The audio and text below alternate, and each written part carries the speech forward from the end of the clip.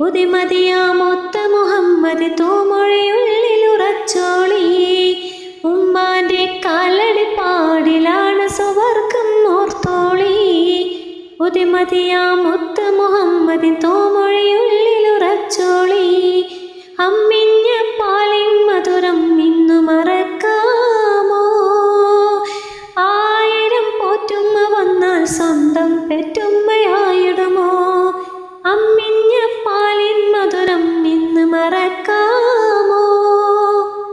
ആയിരം പോറ്റുമ്മ വന്നാൽ സ്വന്തം പെറ്റുമ്മയായിടുമോ? ഉമ്മാന്റെ